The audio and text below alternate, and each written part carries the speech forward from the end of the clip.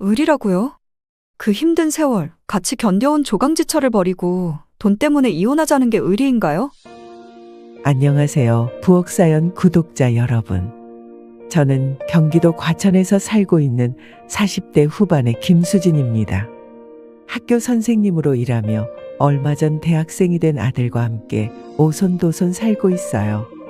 저는 남들보다 조금 일찍 원치 않는 이혼을 하게 되었습니다. 참 기가 막힌 이유로 남편과 시댁으로부터 버림을 받게 되었죠. 여러분, 갑자기 생긴 큰 부는 누구나 꿈꾸는 일이잖아요. 많은 사람들이 돈벼락을 맞고 나면 인생이 탄탄대로 성공의 길로 흐를 것이라고 기대하죠. 하지만 40년을 살고 뒤돌아보니 때로 너무 큰 돈은 인생을 깊고 어두운 나락으로 빠뜨린다는 사실을 지난 뼈아픈 경험을 통해 알게 되었습니다. 다행히 저는 많이 벌지는 못해도 안정적인 직업을 가지고 있어 이혼 후에도 아들 하나 잘 키우며 지금까지 살고 있지만 얼마 전 우연히 만난 전 남편은 예전의 모습과 비교할 수 없는 행색으로 제 눈앞에 나타나 마음을 어지럽게 만들더군요. 그 일로 잠시 잊고 있었던 지난 과거도 생생하게 떠오르고 마음도 좋지 않아 이렇게 사연으로 남아 털어놓습니다. 요즘처럼 비가 많이 오는 날 시원한 냉차와 함께 차갑고 달콤한 곶감으로 어지러운 마음을 달래며 여러분에게 이야기를 털어놓습니다. 부엌 사연에서는 사연뿐만 아니라 이렇게 맛있는 주전부리도 함께 즐길 수 있네요. 같이 즐기면서 인생 이야기를 나눠보면 좋겠습니다. 이 사연을 듣고 계시는 인생 선배님들 중에는 돈으로 흥하고 돈으로 망한 다른 사연들을 아마 저보다 훨씬 더 많이 알고 계실 거라는 생각이 들어요. 저는 아직 식견이 좁고 부족한 점이 많아 오늘 제 사연이 어떻게 전달될지 모르겠습니다. 들어보신 후 다른 생각이 드신다면 허심탄회하게 의견을 남겨주세요. 또 주변에서 비슷한 일을 보거나 직접 겪은 바가 있으시다면 가감없이 댓글 남겨주시길 부탁드립니다.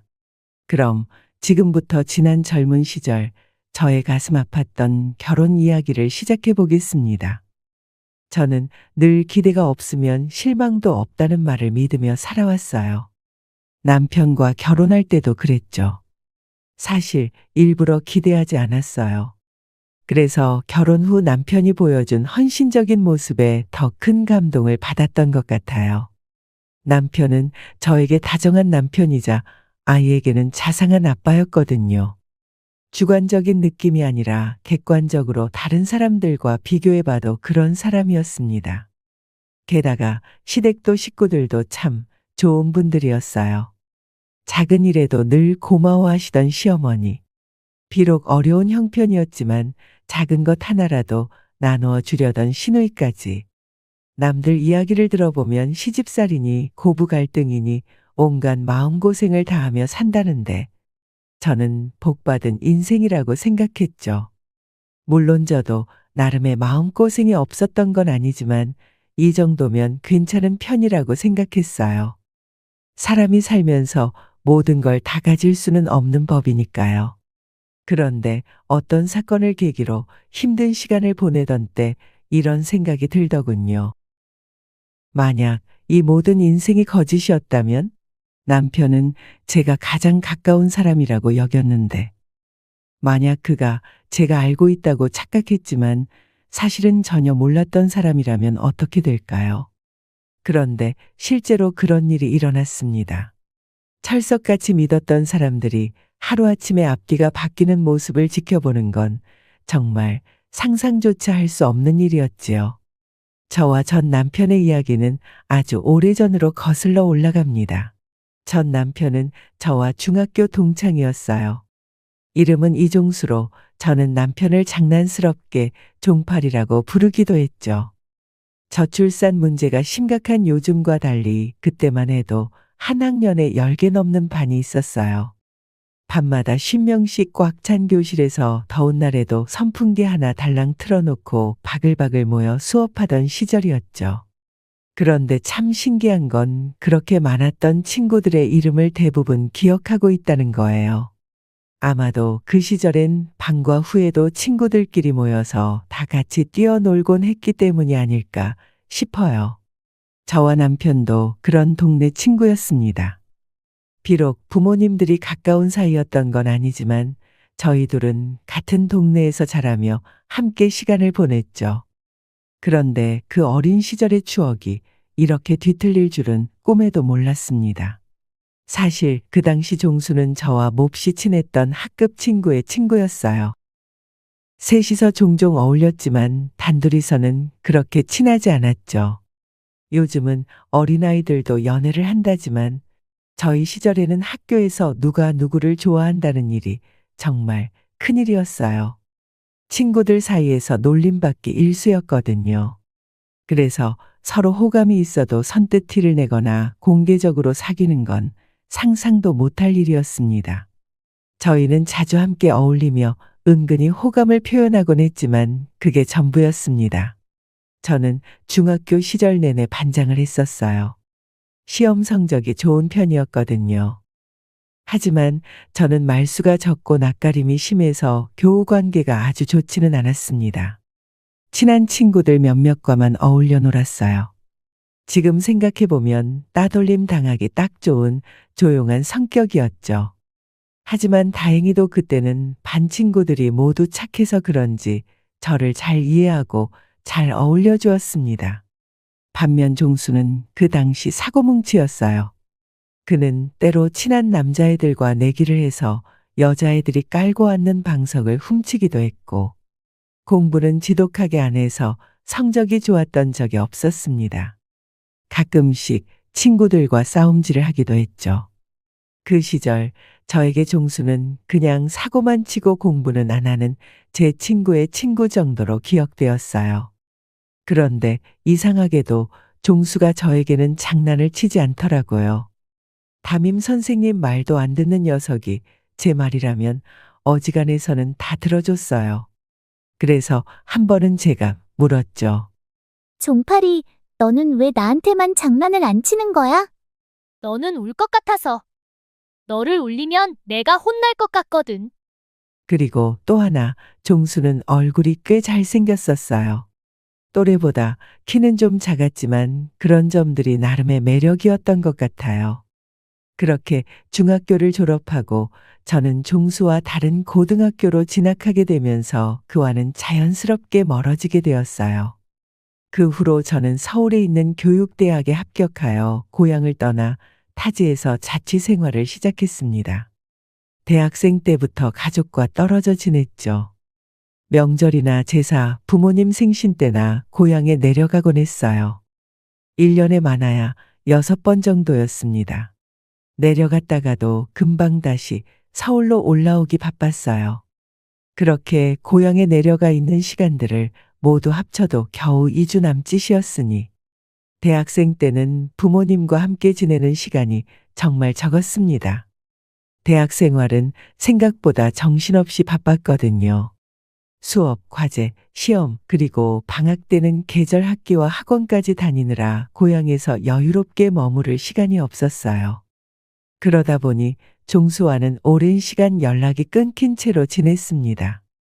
그러던 어느 날 제가 고향에 2달을 꼬박 머무르게 된 일이 생겼어요. 보통 방학에도 공부를 하며 자취방에서 머무르는데 그때 머무르던 건물에 전체 보수 공사가 진행된다고 집주인이 통보했거든요. 건물이 너무 오래돼서 누수를 잡는 공사와 샤시를 교체한다며 방학 동안 집을 비워달라고 했어요. 방학 때 본가에 가는 학생들이 많아서 별 문제가 없었지만 그때 한창 임용고시를 준비 중이던 저는 상황이 좀 다르더라고요. 처음엔 다른 집으로 이사를 갈까도 생각했지만 저렴한 보증금과 월세를 가진 집을 구하기가 쉽지 않았고 이사를 준비하는 것도 번거로웠죠. 그래서 결국 고향에 내려가 부모님 댁에서 잠시 머물기로 했어요. 어차피 나중에 취업을 한다면 부모님과 같이 보낼 시간이 많지 않을 것 같았고 엄마가 해주는 밥도 그리웠거든요. 그래서 급하게 짐을 싸서 택배로 보내고 커다란 트렁크를 들고 고향으로 내려갔습니다. 처음 일주일은 정말 천국 같았어요. 아침에 눈을 뜨면 엄마가 해주는 밥이 기다리고 있었죠. 빨래도 해주고 필요한 건 말만 하면 다 해주셨습니다. 그렇게 엄마의 따뜻한 보살핌 아래 임용고시를 계속 준비했어요. 그러다 너무 책상 앞에만 앉아 있다 보니 점점 허리가 안 좋아졌습니다.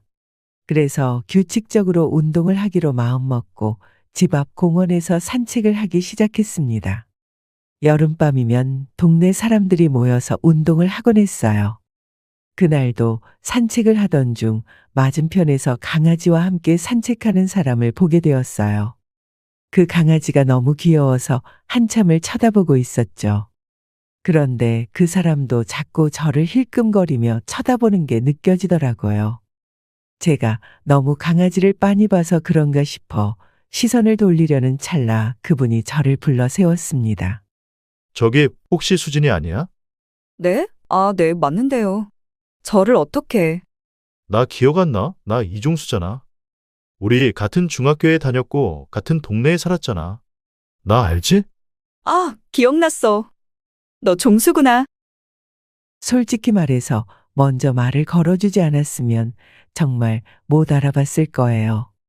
어릴 때는 키가 작고 말랐던 그가 지금은 키도 180이 훌쩍 넘고 몸도 헬스 트레이너처럼 근육질이 되어 있었거든요. 목소리도 훨씬 낮아지고 중후해졌더라고요. 그나마 알아볼 수 있었던 건 저를 향해 웃는 그 얼굴이었어요. 다 변했어도 그 장난기가 가득한 웃음만은 그대로였거든요. 와, 진짜 오랜만이다. 잘 지냈어? 나를 어떻게 알아봤어? 난 전혀 못 알아보고 지나칠 뻔했는데. 왜 못 알아보겠어? 너는 지금도 어릴 때랑 똑같이 생겼는데. 맞은편에서 오는데 딱 알아보겠더라니까. 저희는 그렇게 시간 가는 줄 모르고 반갑게 이야기를 나누었어요. 종수는 그 이후로도 계속 그 동네에 살고 있었다고 하더라고요.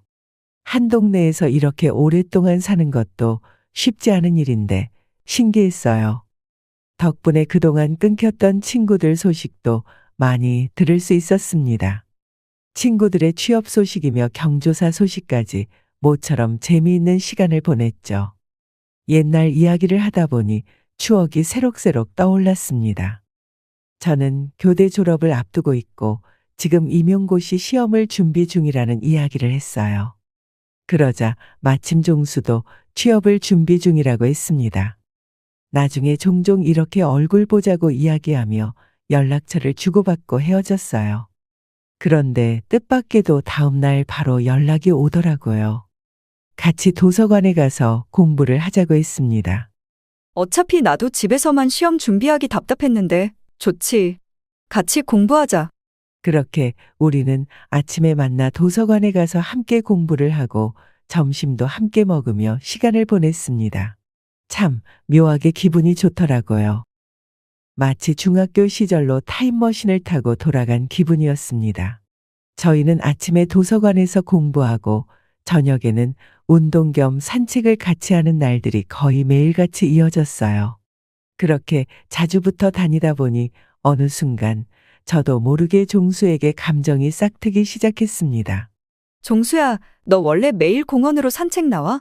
원래 산책을 좋아했어? 아니, 사실은 너랑 더 시간을 보내고 싶어서. 쑥스러운지 얼굴을 붉히며 하는 그의 말에 가슴이 두근거렸어요.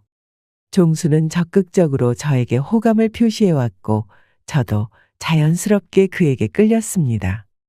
연애를 쉰 지 꽤 오래됐던 터라 종수와 함께 있는 시간이 정말 좋았어요. 결국 저희는 사귀게 되었고 연애 초반이라 그런지 보기만 해도 애틋하더라고요. 원래 한 달만 있으려던 고향에서 한 달을 더 머무르게 되었고 저희는 풋풋한 만남을 가졌습니다. 집주인에게 보수 공사가 끝났다고 연락이 왔는데도 올라갈 생각을 안 하니 엄마가 수상하게 여기실 정도였죠. 그리고 그해 제가 임용고시에 합격하게 되면서 다시 서울로 올라가게 되었습니다. 그렇게 종수와는 자연스럽게 장거리 커플이 되었죠.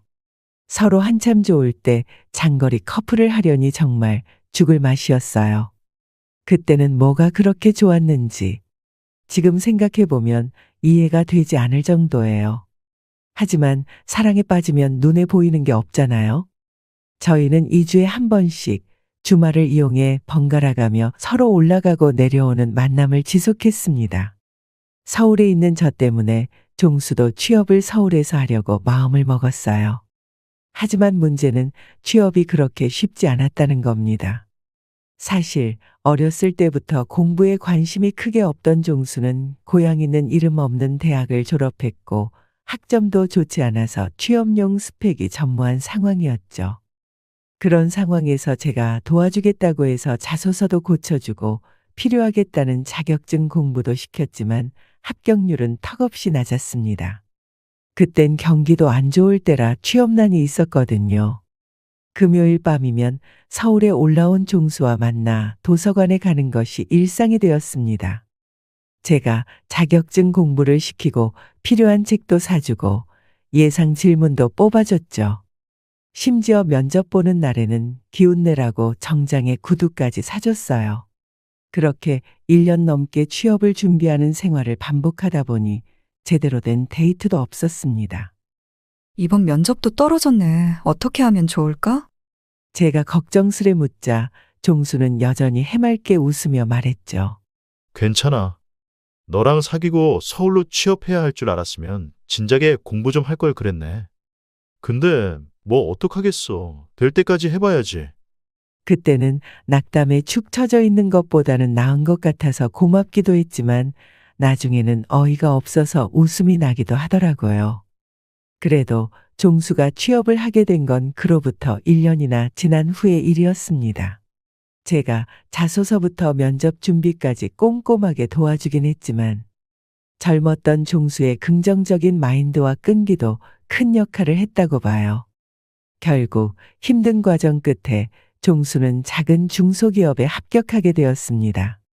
월급은 턱없이 낮았지만 시작이 중요한 거니까요. 나 취업한 것도 다 네 덕분이야. 고마워, 수진아. 우리 어머니도 네가 사람 하나 만들었다고 고마워하시더라. 자기도 열심히 했으니까 합격한 거지. 지금은 월급이 좀 적어도 열심히 다니면서 경력을 쌓으면 나중에 이직할 때 괜찮은 연봉을 받을 수 있을 거야. 그러니까 열심히 다녀야 돼. 알았지? 응, 그리고 회식하면서 동기들 얘기 들어보니까 내가 제일 스펙이 낮더라. 대학도 다들 좋은 데 나왔고 요즘 취업하기 정말 힘든가 봐. 그래도 고생했어. 솔직히 연봉이 낮아서 좀 걱정했지만 여기 붙은 것도 기적이야. 고마워. 나 진짜 열심히 다닐게. 종수가 취업을 하고 나니 그제서야 저희도 연인다운 데이트를 즐길 수 있게 되었어요. 맛있는 것도 먹으러 다니고 쇼핑도 하고 전시회도 보러 다니며 행복한 시간을 보냈죠. 그러던 어느 날 청천벽력 같은 사실을 알았습니다. 바로 제가 임신을 했다는 거였죠. 저도 학교에 다닌 지 2년밖에 안 되었고 종수는 이제 막 수습이 끝난 신입사원이었어요. 현실적인 고민에 빠진 저와 달리 종수는 이 소식을 무척이나 반가워했습니다. 실수로 조금 빨리 찾아오기는 했지만 아기는 축복이잖아. 우리도 서로 사랑하니까 결혼하면 되는 거 아니야? 모은 돈도 없는데 어떻게 결혼을 하고 어떻게 살겠다는 거야. 하지만 서로 좋아하는 사이에 생긴 아이를 지우는 건 도저히 할 수 없는 일이었어요. 결국 고민 끝에 아이를 낳기로 결심했습니다. 부모님께 죄송스러웠지만 친정의 도움을 받아 신혼집도 마련했습니다. 부족한 돈은 대출로 해결했고 종수의 자취방에서 보증금으로 쓰던 3천만 원으로 가전제품과 혼수를 준비했어요. 예단과 예물은 모두 생략했습니다. 그땐 시댁의 상황이 어려울 때여서 도움을 받지는 못했지만 워낙 시어머님이 잘 대해주셔서 크게 아쉽진 않았어요. 무사히 결혼 생활을 시작했을 때 종수도 친정 부모님께 너무 감사하다며 평생 잘하겠다고 여러 번 말했어요. 그렇게 행복한 신혼생활을 시작했죠. 결혼도 결혼이지만 아이를 낳는데 정말 많은 돈이 필요하더라고요. 준비할 것도 많았고요. 하지만 가장 큰 문제는 앞으로의 생활비였어요. 그래서 출산 휴가와 육아 휴직을 합쳐 정확히 6개월만 채우고 다시 복직했습니다. 남편 월급이 겨우 생활비를 초과하는 수준이었기 때문에 마냥 쉬고 있을 순 없었거든요. 몸이 부서질 것 같았지만 아이는 친정 어머니께 맡기고 출근을 했죠. 엄마, 오늘도 고마워요. 우리 건우 돌봐주셔서. 그래, 그나저나 너 얼굴 좀 봐. 네가 몸 상할까봐 엄마는 그게 걱정이지.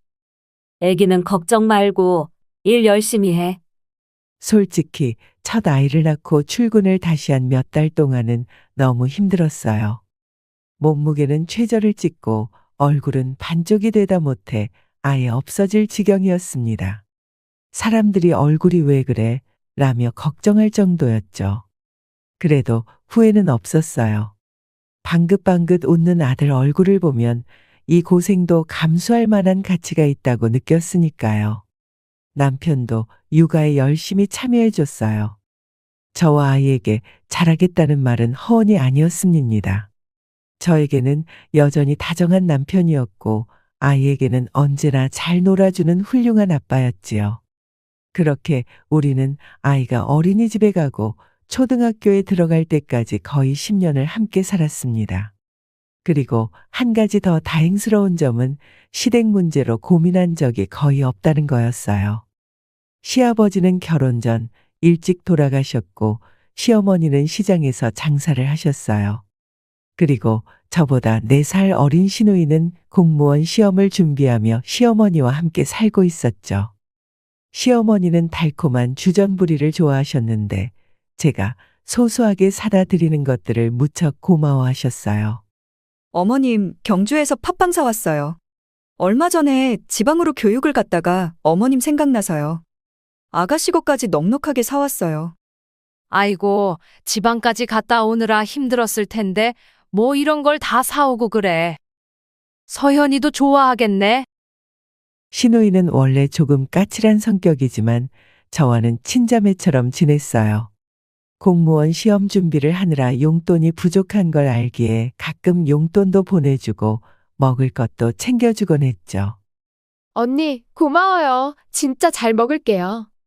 시누이는 저에게 작은 선물을 받을 때마다 항상 밝게 웃으며 말했습니다.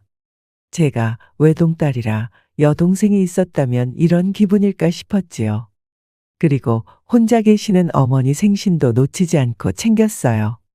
생신이 다가올 때마다 가족끼리 즐거운 시간을 보내도록 했죠. 어머님, 다음 달 생신 때 저희 가족이 모두 함께 제주도 다녀올까 해요. 어떠세요? 제주도? 아유, 나는 너무 좋지. 그런데 네가 힘들지 않겠니? 학교는 안 나가는 거야? 괜찮아요, 어머님. 다음 달이면 학교 시험도 다 끝나고 방학이 시작되거든요. 그래도 방학 연수가 있으니까 너무 길게는 못 가고 목요일부터 일요일까지 다녀오면 좋을 것 같아요. 티켓이랑 숙소는 제가 미리 예약해 둘게요. 아싸, 제주도. 지금 날씨 딱 좋을 것 같은데 신난다. 공무원 준비로 집에만 있던 시누이는 신나서 말했습니다. 그리고 나서 덧붙여 이야기했죠.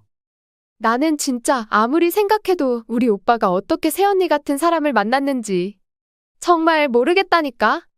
이렇게 시어머니 생신 때마다 저희는 여행 계획을 세우며 행복한 시간을 보냈습니다. 이런 소소한 순간들이 저에게 큰 행복이었어요. 시댁은 저희가 살고 있던 서울과는 조금 떨어진 곳에 있었기 때문에 자주 찾아뵈며 좋은 시간을 보내려고 노력했습니다. 그렇게 시댁과 좋은 관계를 유지하며 다정한 남편의 귀여운 첫째 아들까지. 그 시절 저는 나름대로 행복한 가정을 꾸리고 산다고 자부했습니다. 적어도 저는 그렇게 생각했죠. 그러던 어느 날 시댁에 볼 일이 있어 잠깐 들렀는데 집안 분위기가 좀 이상하더라고요. 시어머니께서 여기저기 전화를 걸고 받느라 정신이 없으셨어요. 평소엔 늘 느긋하셨던 분이 상당히 상기된 얼굴로 바쁘게 움직이고 계셨습니다. 저는 무슨 일이 있나 싶어서 시누이에게 물어봤어요. 아가씨, 무슨 일 있어요? 어머님이 평소와 달라 보이시는데. 그러자 신우이는 제 눈을 피하며 대답을 얼버무리더군요. 잘 모르겠어요. 그냥 뭐 별거 아니에요. 이상해서 집으로 돌아온 후 남편에게 이 이야기를 했더니 남편은 대수롭지 않게 이야기했습니다. 아, 우리 엄마가 갖고 있던 땅이 좀 있는데 얼마 전부터 누가 자꾸 팔라고 하나 봐. 어머님이 땅이 있으셨어요? 응, 옛날에 사서 갖고 계셨던 거야. 근데 뭐 쓰지도 못하는 땅이라서 예전에 팔려고 했는데 안 팔려서 그냥 가지고 있었던 거래. 근데 최근에 사겠다는 사람이 생겼나 봐. 남편의 무덤덤한 이야기에 저는 의아해하며 말했습니다. 그럼 좋은 일 아닌가요? 안 팔리던 땅인데. 모르겠어. 막상 팔려고 하니까 엄마가 욕심이 나는지 안 파시더라고. 뭐 엄마가 알아서 하시겠지. 그렇게 저희는 시어머니의 땅에 대해 이야기를 나누었어요. 이 사건이 저희 가족의 평온한 일상을 어떻게 바꿀지 그때는 전혀 예상하지 못했죠. 남편이 말했던 그 땅에 대해서는 저도 큰 관심이 없었어요. 얼마나 큰 땅이겠냐 싶었고 시어머니께서도 말씀을 안 하셨으니 대수롭지 않게 생각했습니다. 오히려 그 땅을 팔아서 시어머니 노후 자금으로 쓰시면 좋지 않을까 싶었지요. 그러던 어느 날 인터넷 뉴스를 보는데 정부가 주택 공급 문제를 해결하기 위해 신도시 사업에 후보지를 추가할 예정이라는 기사가 떴습니다. 예상되는 곳에 집값이 미친 듯이 폭등했다는 소식이었죠. 그때 갑자기 시어머니의 땅이 떠올랐어요. 저는 놀라서 남편에게 물었습니다. 여보, 어머님 그때 땅 가지고 계셨던 거 혹시 신도시 후보지 중 하나 아니야? 나도 잘 모르겠어. 그런데 왜 갑자기 그 땅에 관심이 많아? 예상하지 못했던 남편의 날카로운 대답에 제가 당황해서 이야기했습니다. 아니, 그냥 뉴스를 보니까 신도시 후보지의 집값이 폭등했다고 해서. 그냥 궁금해서 물어보는 거지. 내가 무슨 관심 있어서 그러겠어. 그 땅은 엄마 거니까 너는 신경 쓰지 마. 궁금해하지도 말고 나도 별로 관심 없어. 사실 그 땅이 그곳일 거라고는 전혀 생각하지 못했어요. 하지만 남편이 갑자기 발끈하며 정색하자 저는 더욱 당황스러웠습니다. 마치 제가 시어머니의 재산에 눈독을 들이고 있는 것처럼 말하는 게 기분이 나쁘더라고요. 나를 이렇게 생각하는 건가 싶은 마음에 섭섭했습니다. 애초에 제가 시어머니의 재산에 관심이 있었다면 결혼할 때 시댁에서 한 푼도 받지 못한 것에 대해 진작 불만을 얘기하지 않았을까요? 저는 그동안 시어머니와 시누이에게 용돈을 넉넉하게 챙겨왔습니다. 그런데 남편의 이런 반응을 보니 더 억울하기도 하더군요. 하지만 이 문제로 붙잡아 놓고 따지자니 큰 싸움이 될 것 같았고 시댁돈 이야기는 민감한 주제라 일단 참고 넘어갔습니다. 나중에 분위기가 좋을 때 제대로 짚고 넘어갈 생각을 하면서요. 그렇게 2달쯤 지났을까요? 저희에게는 정말 많은 일이 있었습니다. 그 2달 동안 남편의 행동은 이해할 수 없는 일들 투성이었어요. 요즘 회사에 바쁜 일도 없는 것 같은데 평소 같으면 칼퇴근하고 들어와 아이를 돌보며 집안일을 돕던 남편이 매일같이 늦게 들어오더라고요. 주말이면 친구를 만난다며 나가버리거나 술 마시고 들어오는 일도 잦아졌어요. 더 이상한 건 눈에 띄게 커진 씀씀이었어요. 당신 도대체 무슨 돈을 이렇게 많이 쓴 거야? 이번 달 카드값 얼마 나온 줄 알아? 400만 원이야, 400만 원. 잔소리 좀 그만해. 남자가 돈 좀 쓸 때도 있는 거지. 내가 노는 것도 아니고. 나도 돈 버는데 돈 쓸 때마다 일일이 당신 허락받아야 돼. 아니, 누가 허락을 받으래? 그리고 이유가 있는 지출이면 누가 뭐라 하겠어.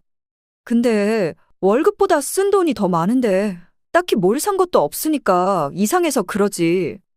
저의 타박에 남편은 제 얼굴을 쳐다보지도 않고 짜증을 내며 말했습니다. 아이, 진짜 짜증나네. 400만 원 가지고. 남편 월급이 300을 넘긴 것도 얼마 되지 않은 일이었어요. 저는 그보다 조금 더 벌고 있었고 그동안 둘이서 버는 돈은 모두 한 곳에 모아 대출금을 갚고 적금과 저축, 생활비를 쪼개서 썼어요. 그리고 남편도 저도 똑같은 금액으로 용돈을 할당해서 쓰고 있었죠. 카드는 특별한 사유가 없으면 용돈을 초과하지 않도록 항상 계산하며 썼어요.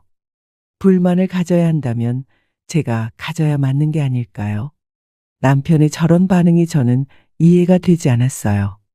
지금껏 제가 알고 있던 사람이 맞나 싶을 정도로 갑자기 저런 태도를 보이니까 황당해서 말이 안 나왔죠. 답답한 마음에 물었습니다. 대체 무슨 일이야? 무슨 일이긴 그깟 카드가 내가 알아서 할 테니까 이제 신경 끄라고. 이렇게 남편과의 대화는 점점 어려워졌습니다. 제가 무슨 일이냐고 물어보면 무시하거나 그 자리를 회피해버리곤 했죠. 그렇게 속이 터지는 상황이 반복되던 어느 날, 저는 드디어 그 이유를 알게 되었습니다. 주말에 청소를 하다 우연히 서랍 속에서 남편이 보관했던 이혼 서류를 발견한 거예요. 저는 깜짝 놀라서 그날 저녁 늦은 시간에 집으로 돌아온 남편을 붙잡고 물었습니다. 이게 대체 뭐야? 이혼 서류라니? 어머니가 샀던 그 땅이 100배나 올랐어. 그게 우리가 이혼해야 하는 이유랑 무슨 상관이야? 남편의 동문서답에 제가 어리둥절하여 묻자 남편은 당당하게 말하더군요. 유산 받으면 너랑 나눠야 하잖아. 그 전에 이혼해야지. 뭐라고? 진짜 제정신이니? 그 돈 때문에 지금 이혼을 하자는 거야? 솔직히 우리가 그렇게 잘 맞았던 것도 아니잖아. 너도 나한테 불만 많았잖아. 우리 아들이 아니었으면 솔직히 나 같은 놈이랑 결혼했겠어? 남편이 무표정하게 하는 말은 모두 비수가 되어 가슴에 박혔습니다. 저는 믿을 수가 없었어요. 그리고 분노와 슬픔이 뒤섞인 목소리로 말했죠. 지금 그걸 말이라고 해? 그게 나한테 할 소리야? 우리 10년을 같이 살았잖아. 그럼 건우는, 우리 아들은 무슨 죄야? 건우는 네가 데려가. 나 혼자 키울 자신 없어. 그리고 아들이 여기 있으면 너도 날 떠나지 못할 거잖아. 당신이 어떻게 건우랑 나한테 이럴 수가 있어? 우리 그동안 아무 문제 없었잖아. 혹시 다른 여자 생겼어? 그동안 아무 문제 없었던 건 네가 집도에서 오고 돈도 잘 벌고 우리 엄마한테도 잘했으니까. 그저 고마워서 맞춰주고 산 거지. 저는 그 순간 정말 모든 것이 무너지는 기분이었어요. 그동안 다정하다고 생각했던 남편의 진짜 마음을 알게 되었을 때 느꼈던 충격은 이루 말할 수 없었죠. 충격으로 아무런 말도 못하고 있는 저에게 남편은 이어서 이야기했습니다. 나도 네 덕에 고마워. 근데 평생 정으로만 살 생각하니까 앞이 깜깜해. 너랑 헤어지고 양육비까지 주면서 혼자 살 자신은 없더라고. 그래서 지금까지 억지로 산 거야. 근데 천만다행으로 엄마가 돈을 벌었잖아. 당신 진짜 제정신 아니야. 내가 지금까지 어떻게 했는데 이제 와서 이혼을 하자고? 알아, 나도 미친놈 맞아. 그러니까 제발 이혼 좀 해줘. 어차피 다 알게 된 마당에 너도 나랑 사는 거 끔찍할 거 아니야? 남편은 답답하다는 듯 이야기했습니다. 어떻게 이런 일이 생겼는지 정말 이해가 되지 않았어요.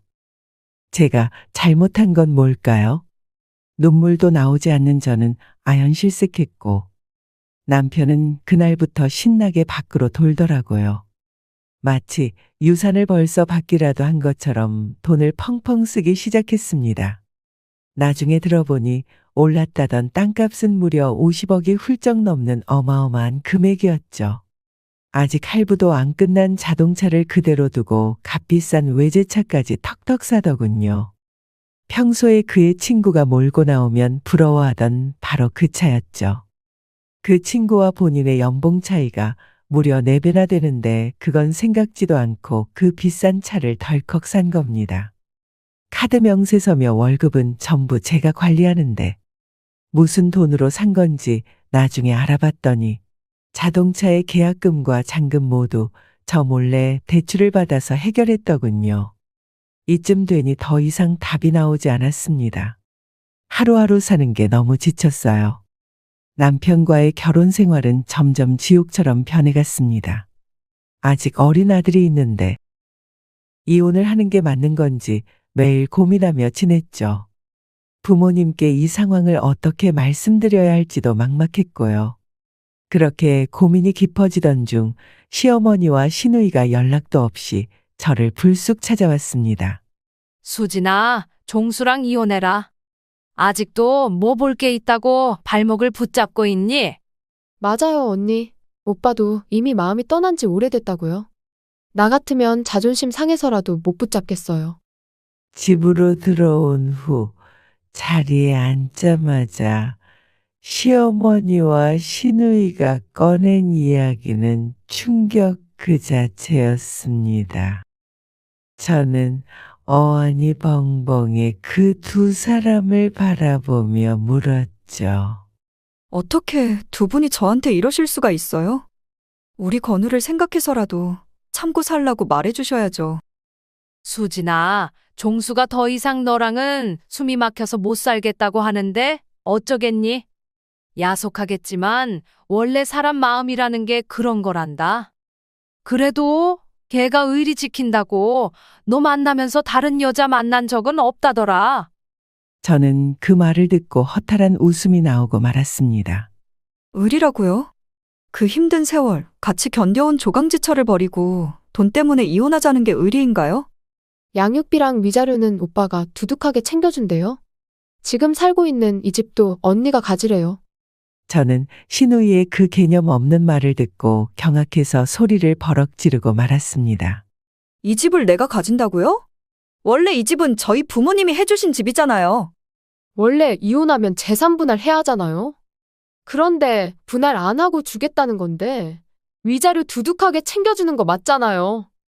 시누이의 뻔뻔한 대답에 기가 막히더군요. 유산 나누기 싫어서 미리 이혼하자고 이야기하는 주제에 재산 분할을 안 받은 걸 고마워하라니. 그날 시어머니와 시누이가 다녀간 후 시댁 식구들에 대한 모든 애정이 떨어졌고 마침내 이혼을 결심하게 되었죠. 남편에게 이혼을 해주겠다고 하자 그는 바로 집으로 달려왔습니다. 저는 그에게 변호사와 상의한 이혼 조건을 제시했습니다. 협의 이혼을 해주는 대신 충분한 위자료를 지급하고 현재 부동산에 대한 재산 분할은 받지 않겠습니다. 양육비는 매달 100만 원씩 아이가 성인이 될 때까지 지급합니다. 남편은 당장 위자료를 지급할 돈은 없었기 때문에 은행에서 대출을 받았습니다. 그리고 부족한 돈은 시어머니가 보유한 땅을 담보로 잡고 다른 대출을 받아 마련했다고 하더군요. 나중에 알고 보니 남편이 급하게 이혼을 서둘렀던 이유는 그 무렵 내연녀가 생겼기 때문이었습니다. 설마 했는데 남편은 그새 다른 여자가 생겼던 겁니다. 시댁 식구들이 말했던 의리라는 말은 완전히 거짓말이었죠. 결국 저희 부부는 이혼을 하게 되었고 남편은 짐을 싸서 집을 떠났어요. 이혼 과정은 힘들었지만 오히려 이혼을 하고 나니 마음이 편해졌습니다. 부모님께도 이혼 사실을 말씀드리니 큰 충격을 받으셨고 어머니는 몸져 눕기까지 하셨죠. 눈물로 보내던 세월이었습니다. 특히 제가 임신으로 결혼할 때 부모님이 반대하던 결혼이었어서 더욱 죄송스럽고 마음이 아팠어요. 가슴 아파하는 부모님을 위해서라도 남편 없이 더 꿋꿋하게 잘 살아야 했죠. 그리고 그럴 자신도 있었어요. 그때 초등학교 저학년이었던 아들 건우를 잘 챙기려면 정신을 똑바로 차려야 했습니다. 아파트를 팔고 위자료로 받은 돈을 합쳐서 학군이 좋고 쾌적한 동네로 이사했고 학교도 가까운 곳으로 전보를 신청했습니다. 집은 전에 살던 곳보다는 더 작아졌지만 마음은 더 편해졌죠. 다행히 아들도 새로운 환경에 잘 적응했고 저도 안정적으로 학교를 옮길 수 있었습니다. 저희가 이혼할 때 아들도 마냥 어리진 않았기 때문에 크게 상처를 받긴 했어요. 남편과 함께 있을 때보다 말수도 줄어들었고 학교 생활에도 소극적으로 변했죠. 그런 아들의 모습을 볼 때마다 얼마나 가슴이 찢어질 듯 아팠는지 지금 생각해도 눈물이 절로 고입니다. 그래도 시간이 해결해 줄 거라 믿으며 아들을 바르게 키우기 위해 더 신경 쓰고 노력했어요. 그렇게 이혼 후 정신없이 살다 보니 5년의 세월이 흐르는 건 금방이더군요. 그 사이 아들은 초등학교를 무사히 마치고 중학교에 올라갔습니다. 그리고 다시 예전처럼 쾌활한 성격으로 돌아왔죠. 그런데 어느 순간부터 남편으로부터 꼬박꼬박 입금되던 양육비가 점점 밀리기 시작하더군요. 다행히 저희 벌이가 나쁘진 않았기 때문에 양육비에 크게 의지하지는 않았지만 갑자기 잘 들어오던 양육비가 더 이상 들어오지 않으니 전 남편에게 무슨 일이 생겼나 궁금하긴 했죠. 하지만 따로 연락을 하거나 알아볼 생각은 없었습니다. 그런데 어느 날 뜬금없이 남편에게 연락이 왔습니다. 할 말이 있으니 한번 만나보면 좋겠다고 하면서요. 무려 5년 만에 온 첫 번째 연락이었습니다. 저는 전 남편을 만나는 게 내키진 않았지만 워낙 간절하게 저를 찾자 일단 이야기나 들어보자 하고 그를 만나기로 했어요. 그동안 아이를 보러 온 적도 없던 사람이 갑자기 연락을 해왔으니까요. 무슨 이유로 왔나 싶어 걱정 반, 의심 반이었죠. 그리고 약속 장소에서 기다리고 있을 때 멀리서 보인 건 허름한 차에서 내리는 전 남편이었습니다. 한눈에 봐도 폐차 직전인 차에서 내리더군요. 이혼할 때 자랑스럽게 몰던 외제차는 온데간데 없고 어디서 구했는지 모를 그 차를 몰고 온 거예요. 어이없어서 물었죠. 뭐야? 그 꼴은? 도대체 무슨 이야기를 하려고 보자는 거야? 미안해, 수진아. 아니, 여보, 한 번만 용서해줘. 나 정말 후회 많이 했어. 당신이랑 건우가 너무 보고 싶었어. 웃기지 마. 그동안 한 번도 찾아오지도 않더니 이제 와서 무슨 소리야? 할 말 있으면 빨리 하고 가. 여보, 이제 와서 염치 없지만 우리 다시 한 번만 잘해보면 안 될까? 뭐라고? 그게 무슨 말도 안 되는 소리야?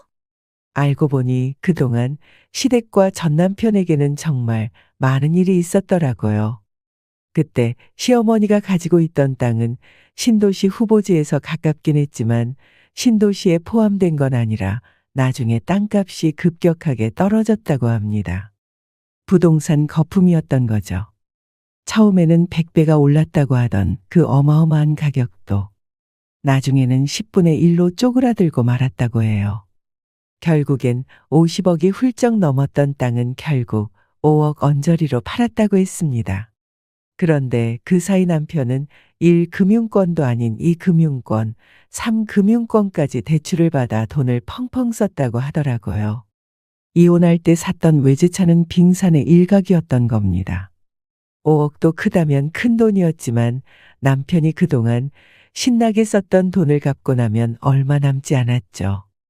그마저도 남편이 이혼 후 다니던 회사를 그만두고 사업을 한다고 하면서 다 날렸다고 하더군요. 그 사이 남편의 젊고 예뻤던 애인은 떠나갔고요. 그렇게 허망하게 5년의 세월이 지났다고 합니다. 그제서야 정신 차리고 주변을 둘러보니 남은 건 아무것도 없었고 저를 찾아온 거죠. 정말 어이가 없더라고요. 그 사람 이야기를 들으면 들을수록 기가 막히더군요. 당연히 저는 아무 말도 하지 않고 그를 쫓아냈죠. 그런데 그 뒤로 시어머니와 시누이까지 찾아와서는 괴롭히더라고요. 아가, 정말 미안하다. 제발 한 번만 도와주렴. 아무리 그래도 네 남편이고 아직 건우 아빠 아니냐? 저 인간이 마누라랑 자식 버릴 때도 이렇게 한 번만 다시 생각해 보라고 설득을 해보시지 그러셨어요? 저희가 잘못했어요. 언니 이렇게 독한 사람 아니잖아요. 정말 다시 한 번만 생각해주면 안 돼요? 언니가 저희 집에 있던 때가 너무 그리워요. 종수처럼 그때는 제정신이 아니어서 그랬지. 이제는 정신 차렸어. 네가 한 번만 용서하고 다시 함께 살면 안 되겠니? 시어머니와 시누이는 이렇게 무작정 찾아와서 저를 설득했습니다. 하지만 저에게는 일방적인 괴롭힘이나 마찬가지였기 때문에 단호하게 이야기했어요. 저 이제는 그 사람 정말 하나도 신경 쓰지 않아요. 원래 사람 마음이라는 게 그런 거라고 하셨잖아요? 돈 때문에 처자식 버린 인간이 나중에 다시 돈 생기면 또 버릴 게 뻔한데 제가 왜 그런 쓰레기를 주어야 해요? 이만 돌아가세요. 그렇게 2달쯤 지나고 나서야 시댁 식구들은 더 이상 찾아오지 않았습니다. 이제 10대 중반이 된 아들은 여느 또래에 비해 듬직한 성격으로 자랐지만 너무 어른스러워진 아이를 볼 때마다 마음이 아프기도 합니다. 하지만 이제 우리는 과거에 얽매이지 않고 앞으로 나아가야 할 때라는 생각이 들어요. 아이에게는 아빠 대신 제가 2배, 3배로 노력해 빈자리를 채워주려고 합니다. 비록 결혼 생활과 가정을 지키기 위해 했던 제 노력은 실패로 끝났지만 앞으로 우리에게 남은 삶이 있으니까요. 제 사연은 무려 10년도 더 된 꽤 오래전에 있었던 이야기입니다. 이제 아들은 벌써 대학생이 되었지요. 시댁 소식은 그 후로 고향에 있는 지인들을 통해 간간히 듣고 있어요. 그래도 어떻게든 살면 사라지듯 전 남편은 파산 신청을 한 후 개인회생 절차를 거치며 살고 있다고 하더군요. 평소에 전 남편의 존재는 거의 잊고 살지요. 얼마 전 친정을 내려갈 일이 있어 오랜만에 고향에 내려간 적이 있었습니다. 그곳에서 스치듯 전 남편을 보았어요. 서울 생활을 정리하고 이제는 고향으로 내려가 살고 있는 모양이었습니다. 막노동을 하는지 몰고 다니는 트럭에는 여러 가지 공사 자재와 중장비가 실려 있었습니다. 예전에 비싼 외제차에서 내리며 한껏 거들먹거리던 남편. 그리고 저와 유산을 나누기 싫다며 당당하게 이혼을 요구하던 남편. 그때의 모습은 마치 거짓말처럼 사라지고 젊은 시절 듬직했던 덩치는 모두 쪼그라들어 삐쩍 마른 채 나이보다 훨씬 늙어 보이는 초라한 아저씨가 되어 있더군요. 그래도 아들 친아빠라고 그를 보는데 마음이 저려왔습니다. 그렇게 땅으로 횡재를 했다고 섣불리 돈을 물쓰듯 쓰지 말고 제대로 정신 차렸으면 이렇게 비참한 중년을 맞이하지는 않았을 텐데 하는 생각이 들어 가슴이 아프더군요. 때로 너무 큰 돈은 인성이나 능력이 준비되지 않은 사람에게 주어졌을 때 오히려 독이 된다는 걸 똑똑히 깨달았습니다. 여러분, 우리가 살면서 가장 관심 있는 게 바로 돈 아닐까요? 그 돈 때문에 누군가는 크게 흥하기도 하고 누군가는 크게 망하기도 합니다. 나이가 들수록 돈은 다루기 어렵다는 생각이 많이 들어요. 혹시 저와 비슷한 경험을 하신 분이 계시나요? 또는 주변에서 돈 때문에 겪지 않아도 될 우여곡절을 겪은 분을 보신 적이 있나요? 그렇다면 그 경험과 지혜를 댓글로 알려주세요. 돈 때문에 이리저리 흔들리는 세상, 그래도 인생의 바른 길을 잃지 않고 살아가기 위해 인생 선배님들의 의견과 지혜가 필요합니다. 작은 이야기라도 누군가에게 큰 도움이 될 수 있으니 그냥 지나치지 마시고 한 말씀 해주세요. 그럼 저의 긴 이야기를 귀한 시간을 내어 끝까지 들어주셔서 감사합니다. 모두 건강하시고 행복하세요. 오늘 사연 어떻게 들으셨나요? 이번 이야기가 구독자분들에게 따뜻한 위로가 되었으면 좋겠습니다. 느끼신 점이 있다면 댓글로 허심탄회하게 의견을 나눠주세요. 부엌 사연은 여러분의 구독과 좋아요 그리고 댓글로 유지됩니다. 앞으로 더 좋은 사연으로 찾아뵐 수 있도록 많은 도움을 부탁드려요. 감사합니다.